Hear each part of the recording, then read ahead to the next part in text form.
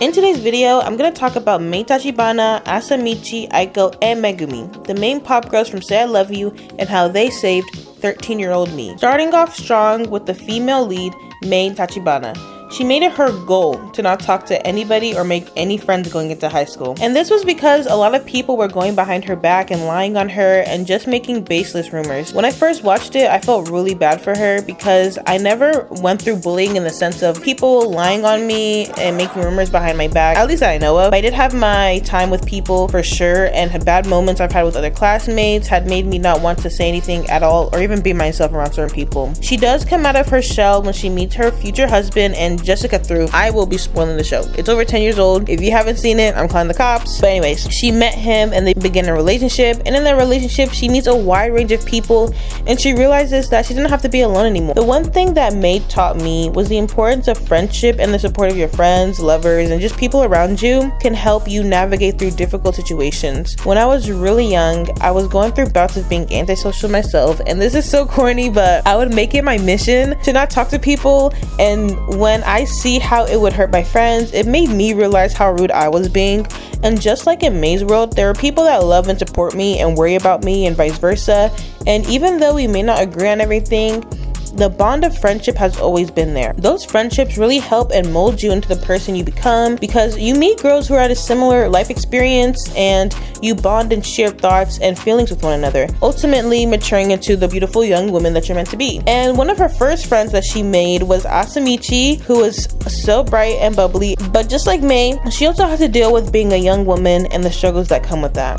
Asami is a young girl that dealt with being over-sexualized. She matured faster than other girls her age, and the boys in her middle school were certified porn addicts and basically made it their mission to make her feel uncomfortable. Then going into high school, she had friends of course, but there were girls there that still made her feel bad about herself. I also matured quicker than other people. I was a little taller than everybody. I'm not anymore, I'm like average height, and I had to deal with those same type of boys going as far back as elementary school. Like, that's really crazy. And I hated the way Asami was being treated because it reminded me of the time when I was that young and going through the situation, so I felt really bad for her. But I loved the way that she took it in stride and how she made sure that she had friends that cared and supported her. She has such an infectious personality. Asami taught me to always be optimistic and know who you are, and know that there are people who will try to put you into a box purely based on looks. But I think as long as you go to sleep and wake up knowing who you are from beliefs, interests, and just achieving whatever goal you have in mind, those moments are way more important than somebody putting a label on you because you have a feature or look a certain way. I love the sisterhood that was between Mei and Asami and how they supported one another in each other's relationships, but the big three can't be the big three without my girl Aiko. Aiko was an interesting case for me because from the jump I did not like her. I thought she was too materialistic and rude, but watching it again I realized that she was really just a product of her environment. When she was in middle school, the only way she was seen or valued was through her looks. So when she saw a handsome Yamato with a quote-unquote plain Jane, she felt like all of her efforts were being gone to waste. I love fashion and beauty, but I never really had the work ethic to be beautiful, so I relied a lot on my personality to get recognized by my peers. But the thought of wanting to look a certain way was still in the back of my mind. And so like Aiko, when I transitioned into high school, I lost like around 40 pounds too, which is crazy.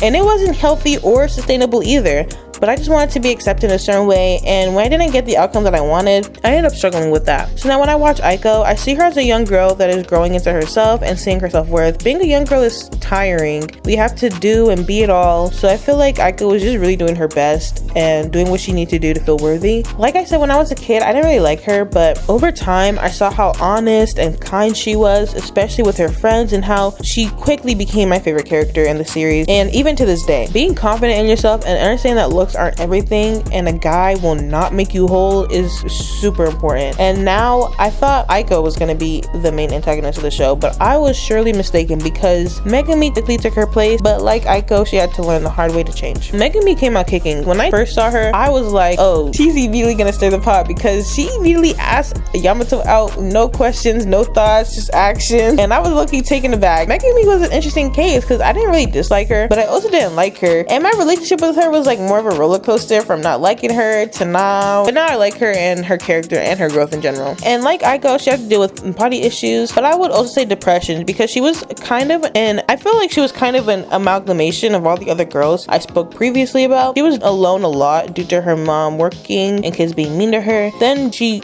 became pretty and then immediately shoved into the spotlight and having to maintain her body and figure and using that as a form of social capital. And I feel like if we went to school together, I definitely would have been an admirer of hers, because like a lot of people in the show, they see her as perfect, a young, rich, pretty girl from the outside looking in that's living a glamorous life. But underneath, you can see that she's alone a lot due to her friends only being friends with her purely for surface level reasons, and they see her as a trophy and not her actual personality. Out of the 4 girls, I did honestly struggle to relate to her the most, because when I was younger, I looked at her from a very surface level point of view. But now that I've gone older, I really relate to her wanting to be like the brightest person in the room and how hard it is to keep up that type of image from day to day. When I was in middle school and high school, I had a pretty loud personality, I would say, and it was kind of hard to keep up with on a day-to-day basis. And there would be days where I would be so bubbly, and then other days where I didn't even want to speak or talk to anyone. And I guess that's natural, but when you're trying to be somebody you're not, to you it'll feel like kind of a failure. And it happened for her when she was starting to hit a dead end and people were, seeing her for who she is. And especially when she lost everything, she realized that people around her are what make her who she is, and it's important to be true to yourself. I learned that it's always good to be honest with yourself and to not rely on the validations of others to see yourself as cool. You are enough to your friends, family, and community, and that's all that really matters. These 4 girls are all just humans trying to navigate the world the best they can. I am happy that they were all able to grow and learn, even when it seemed difficult. It's important as we all go through life to give ourselves grace, but also take accountability for our mistakes and more, and move on. I really enjoy how multifaceted these characters were, and I could see different versions of myself in them,